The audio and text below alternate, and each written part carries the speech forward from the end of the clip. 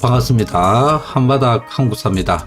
오늘 배울 내용은 한국사 능력금융시험 26강 고려의 문화 두 번째 시간이 되겠죠. 그래서 오늘 배울 내용은 과학기술이라든지 그리고 고려시대 대표적인 문화유산, 문화재들에 대해서 살펴보도록 하겠습니다. 그래서 첫 번째 볼 내용은 인쇄술에 대해서 한번 살펴보도록 합시다. 첫 번째 인쇄술.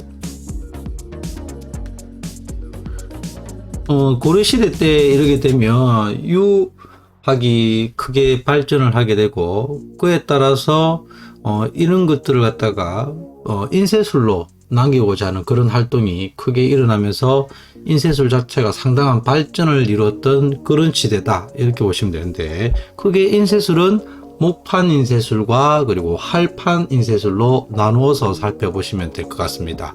그래서 첫 번째 목판 인쇄술을 갖다가 먼저 보면, 목판 인쇄술은 말 그대로 나무 판때기에 여러 개의 글자를 쭉 찍어 가지고 여러 장을 계속해서 반복적으로 이렇게 찍어내는 그런 인쇄술이 되겠죠. 대표적인 작품으로는 초조대장경이라는 게 있습니다. 초조대장경이라는 게 있는데 고려 현종 때 제작된 겁니다. 이 초조대장경은 다른 말로 1차 대장경이라고도 부릅니다. 1차 대장경이라고도 부르더라. 또한 이와 함께 또 만들어졌던 게 속장경이라는 게 있습니다. 속장경, 다른 말로 교장이라고도 부르는데, 이 초조대장경이나 속장경은 누구의 침략을 막기 위해서 제작된 거냐면 거란의 침략에 대비해서 이렇게 부처님의 힘으로 막아내겠다, 이런 의미로 제작된 인쇄물이 되겠습니다. 그리고 또한 고려시대 때 가장 대표적인 목판 인쇄물은 너무나도 유명한 팔만대장경이라는 게 있죠. 원래 정확한 명칭은 제조대장경이 되겠습니다. 제조대장경인데 이게 우리가 지금 부를 때는 이거를 갖다가 팔만대장경이라 부르죠. 참고로 이 제조대장경, 즉 팔만대장경은 누구의 침략을 대비하기 위해서 몽골을 갖다가 대비하기 위해서 만들어진 대표적인 인쇄물이 되겠더라. 이에 비해서 활판 인쇄술은 움직이는 거죠. 그러니까 글자 하나하나를 금속 활판이 되겠죠. 글자 하나하나를 갖다 파가지고 필요한 글자를 갖다 집어넣어가지고 다양한 글자를 갖다가 만들어낼 수 있는 건데, 이 활판 인쇄술은, 활판 인쇄술 같은 경우는 대표적인 것이 상정고금 예문이라는 것이 있습니다. 상정고금 예문인데 1234년에 제작됐죠. 그런데 특이한 점은 지금 전해지진 않습니다. 현존하지는 않더라. 대신 가장 지금 현존하는 최고의 가장 오래된 활판 세계 최고의 그 금속 활자본은 바로 뭐냐면 직지심체 요절이 되겠죠. 많이들 들어보셨죠? 직지심체 요절이 있는데 1377년에 제작된 것입니다. 즉 이거는 현존 최고의, 여기서 말하는 최고는 가장 오래됐다는 것을 의미하는 겁니다. 뭐 가장 높다는 것이 아니라 현존 세계 최고의 바로 금속 활자본이 되겠더라. 금속 활자본으로 직지심체 요절이 있더라. 그래서 이런 대표적인 인쇄물이 있더라 정도 체크를 해 두시면 되겠습니다. 다음으로 천문학을 갖다 한번 살펴보도록 합시다. 두 번째, 천문학. 천문학은 발달했던 이유가 왕권 강화의 목적으로 크게 발전을 하게 됩니다. 왕권 강화 목적으로 크게 성장을 하게 된 거죠. 왜냐하면 이 왕이 이때는 기본적으로 농사가 경제의 기본입니다. 그래서 날씨가 상당히 중요하겠죠. 근데 왕이 이 날씨를 갖다가 예측을 하거나 맞춘다는 것은 왕위를 갖다가 왕권을 높이는데 아주 중요한 그런 요소가 되었던 거죠. 그에 따라서 천문학이 발전하게 되고, 또 한 가지 농민 생활을 갖다가 안정화시키는데도 그런 의의가 있겠죠. 그리고 이때는 이 천문학을 바탕으로 해서 역법이란 것도 발전을 하게 되는데, 역법은 뭐냐면 날짜를 계산하는 법을 갖다가 말합니다. 달력할 때 그 역자가 되겠습니다. 그래서 역법은 일반적으로 고려 초에는 각 나라의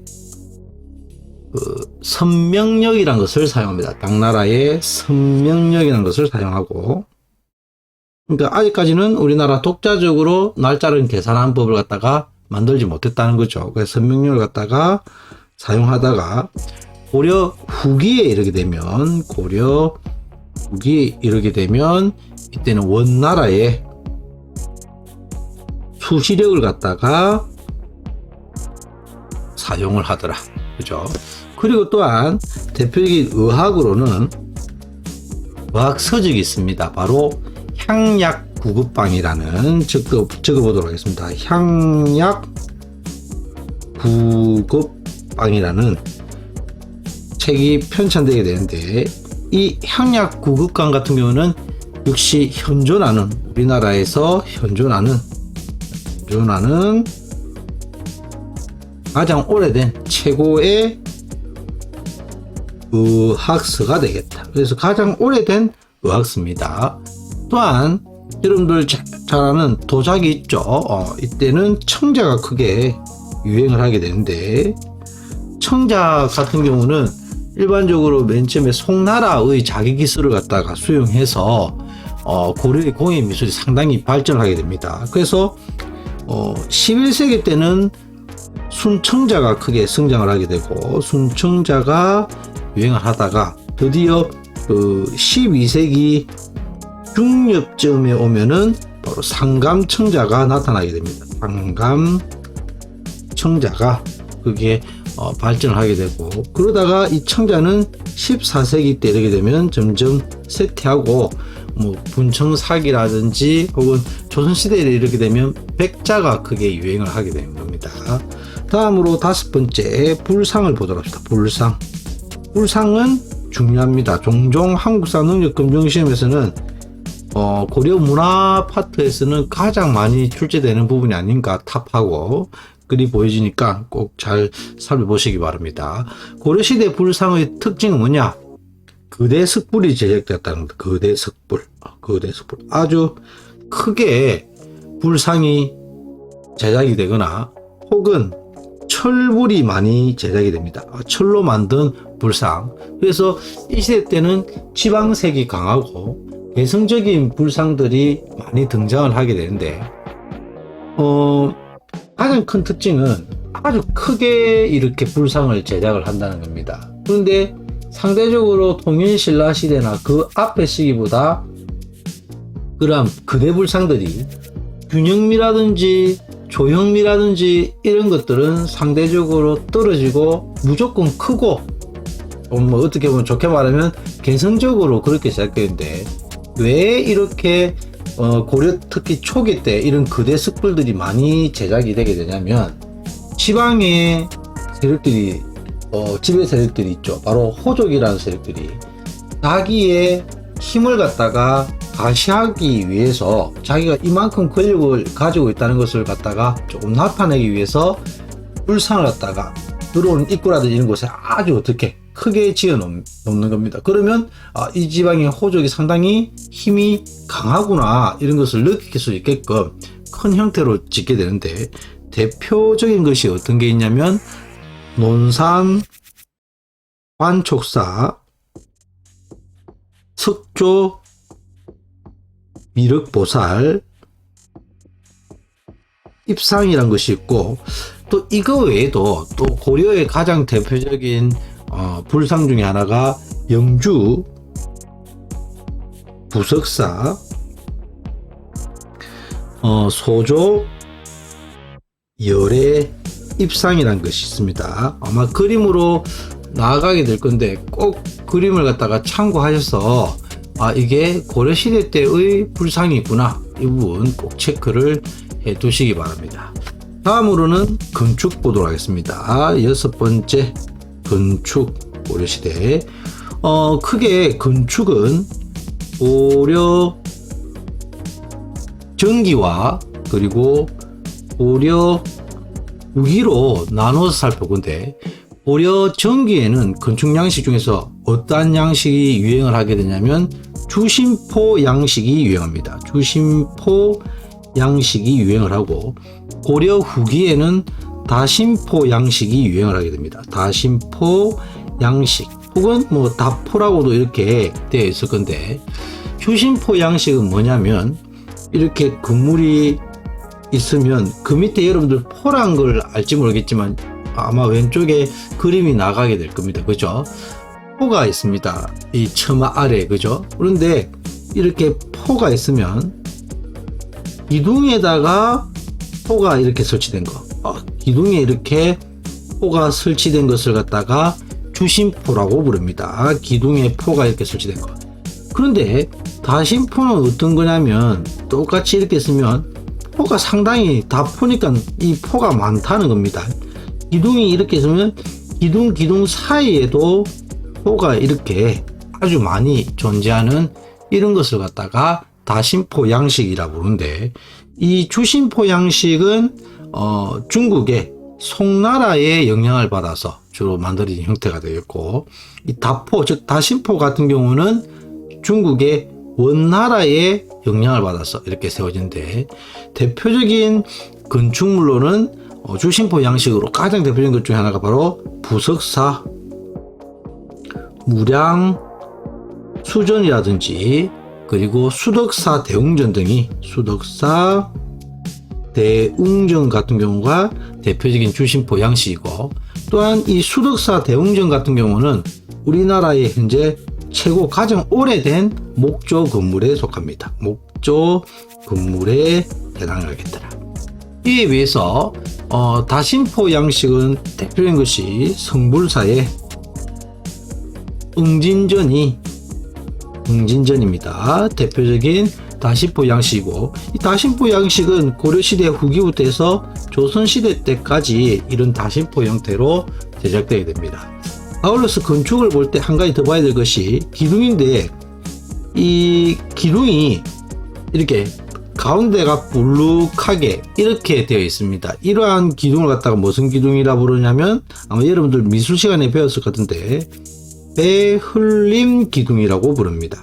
그러니까 일자로 이렇게 쭉 뻗어 있는 것이 아니라 가운데 부분이 이렇게 볼록하게 있는데, 이거는 원근법과 관련성이 있습니다. 건물이 이렇게 기둥이 세워져 있으면 좀 거리가 있는 곳에서 보게 되면 실제로 볼 때는 이렇게 쭉 이렇게 세웠을 경우에 실제로는 이렇게 보이지 않고 이 가운데가 약간 들어가 있는 것처럼 보여서 건물이 불안정해 보이는 이런 요소가 있답니다. 그런데 이 가운데 쪽을 약간 이렇게 볼록하게 이렇게 만들어주면 실제로 볼 때는 어떻게 보인다? 쭉 이렇게 뻗어 있는 것처럼 안정감을 나타낼 수 있다. 이렇게 해서 이런 배흘림 기둥 양식을 사용한다고 합니다. 자, 다음에 탑을 보도록 하겠습니다. 탑 같은 경우도 역시 고려 전기와 고려 후기로 약간 나누어서 보면 되겠는데, 전반적인 특징으로는 일반적으로 통일신라 시대 때는 3층 석탑이 일반적으로 많이 유행했었죠. 그런데 고려시대 때는 공통적으로 이게 특징입니다.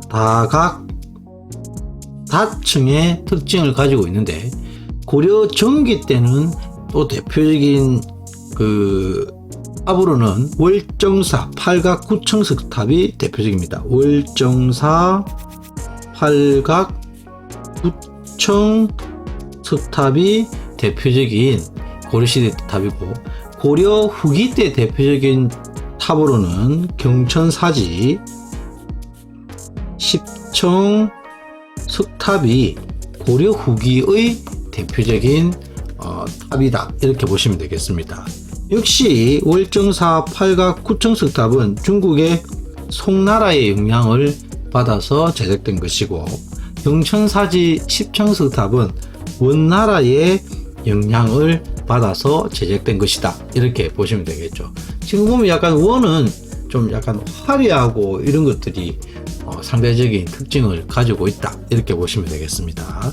마지막으로 성탑인데, 자, 성탑도 종종 출제가 되죠. 통일신라시대하고 아마 이어서 보시면 될 것 같은데, 이 성탑은 성녀의 사리를 갖다가 성녀의 사리를 모시는 겁니다.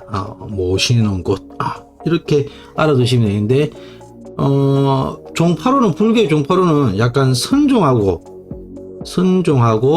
연관성이 있다, 이렇게 알아두시면 될 것 같고, 대표적인 것으로는 뭐가 있냐면 여주의 고달사지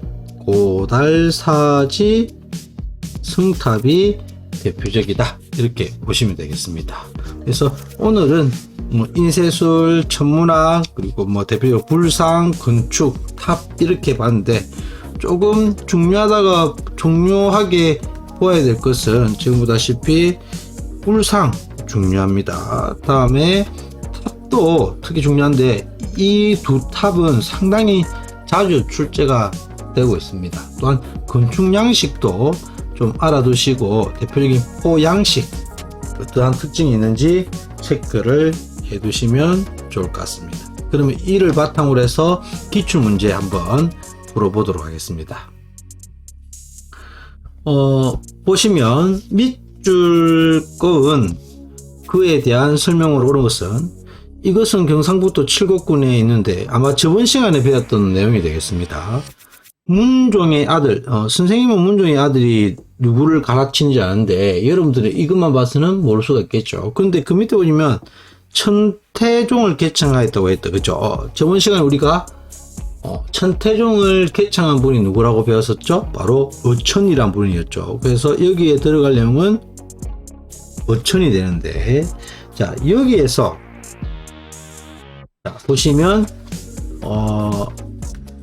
어천에 대한 설명으로 옳은 것을 고르라 되어 있죠. 보현시범가, 이 책은 누가 적은 거냐면, 이것도 역시 고려 때인데 균여라는 분이 지은 겁니다. 균여. 다음에 불교 계율 수선사 결사운동, 이거는 진울에 해당되는 겁니다. 진울. 다음에 선문 명성직을 편찬하여 유불일치설, 유불일치설은 해심이라고 했죠. 해심. 다음에 삼국유사를 저술하였다, 이거는 이련이라는 분이 해당되고, 다음이 교간겸수를 제시하였다, 이게 바로 어천이 해동 천태종을 개창하고 나서 내세웠던 대표적인 교리 이론이 되겠습니다. 그 답은 5번이 되겠습니다. 다음, 가에 들어갈 문화유산으로 옳은 것은 고려 전기의 석탑. 고려 전기만 하면 바로 답이 나오셔야 됩니다. 다각다천을 특징으로 하더라. 그러면 월정사, 조금 전에 했던 팔각구청석탑이 되겠죠. 월정사 팔각구청석탑은 1번에 해당됩니다. 그럼 2번은 뭐냐? 2번도 아마 사진 자료로 보았을 것 같은데, 2번은 경천사지 십청석탑입니다. 개성에 있는 경천사지